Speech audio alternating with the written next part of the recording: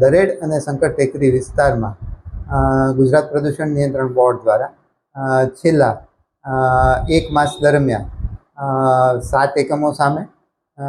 જે એમના ઔદ્યોગિક ગંદા પાણીને યોગ્ય રીતે ટ્રીટમેન્ટ કર્યા વગર બાજુમાં આવેલ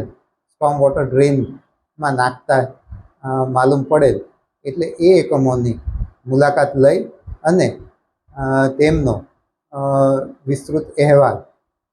ગુજરાત પ્રદૂષણ નિયંત્રણ બોર્ડની પ્રાદેશિક કચેરી જામનગર દ્વારા ગુજરાત પ્રદૂષણ નિયંત્રણ બોર્ડની વડી કચેરી ગાંધીનગર ખાતે યોગ્ય કાર્યવાહી અર્થે મોકલી આપવામાં આવેલ છે. અને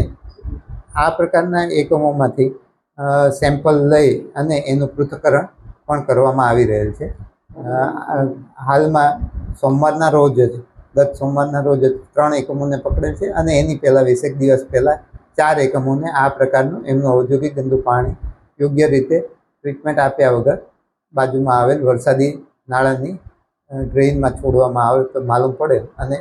બોર્ડ દ્વારા સેમ્પલ લીધેલ છે. અને ખાસ કરીને મારી ઉદ્યોગકારોને આ બાબતે એ સૂચના કયો કે વિનંતી કયો જે માનો, પરંતુ એમણે આ પ્રકારની પ્રવૃત્તિથી દૂર રહી અને એમનું ઔદ્યોગિક ગંદુ પાણી યોગ્ય શુદ્ધિકરણ કરવું જરૂરી છે, જેથી કરીને આપણે આપણું પર્યાવરણ સારું રાખી શકીએ.